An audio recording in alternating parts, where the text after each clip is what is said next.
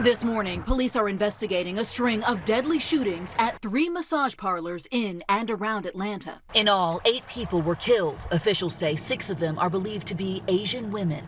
Police have arrested one suspect, 21-year-old Robert Aaron Long. Officials are not releasing a motive, but the shootings come at a time of increased hate crimes targeting Asian Americans across the country. He does claim that it was not racially motivated.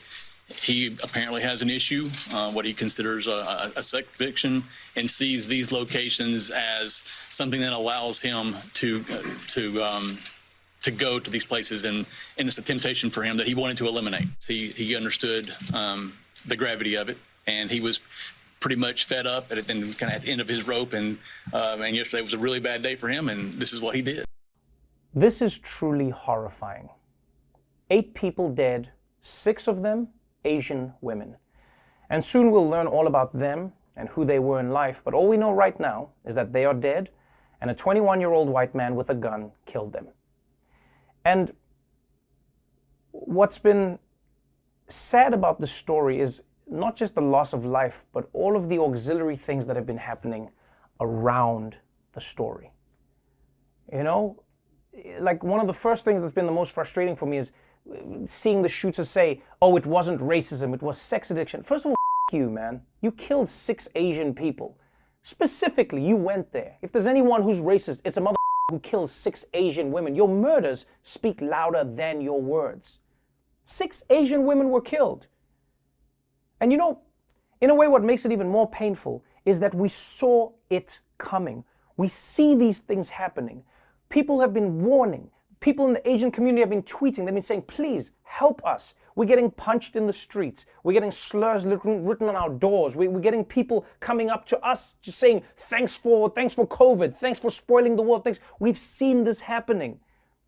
And while we're fighting for it, there are many people who've been like, oh, stop being so woke and so dramatic. Kung flu, come on, ha ha ha ha ha ha ha ha ha. It's just a joke. Yeah, it's a joke that has come at one of the most tense times in human history. You knew that something like this could happen. If you just apply your mind, you know that it's going to happen.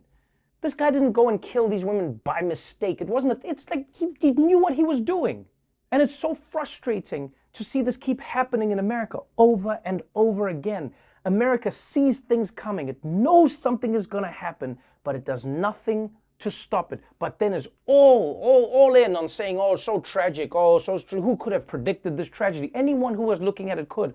Why are people so invested in solving the symptoms instead of the cause? America does this time and time again. A country that wants to fight the symptoms and not the underlying conditions that cause those symptoms to take effect. Racism, misogyny, gun violence, mental illness. And honestly, this incident might have been all of those things combined, because it doesn't have to be one thing on its own. America is a rich tapestry of mass shooting motivations. But whatever you do, please don't tell me that this thing had nothing to do with race. Even if the shooter says that, he thinks it had to do with his sex addiction. You can't disconnect this violence from the racial stereotypes that people attach to Asian women. This guy blamed a specific race of people for his problems and then murdered them because of it. If that's not racism, then the word has no meaning. And as if the violence, as if the trauma isn't enough, the part that breaks my brain, and I think so many people get affected by this as well, because it feels like you're crazy when you're watching it, is where you see the police officer come out and almost trying to humanize the shooter more than the people who got shot. He was at the end of his rope. It was a bad day for him. For him?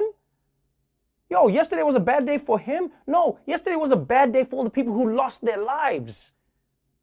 It's a bad day for... It's always interesting who police try and find the humanity in. Like, I can guarantee you, if a black person or brown person went on a mass killing spree in a white neighborhood, not a would a police officer go on TV and say, well, he was kind of at the end of his rope and this is what he did. They barely have patience for black protesters who are not killing anybody.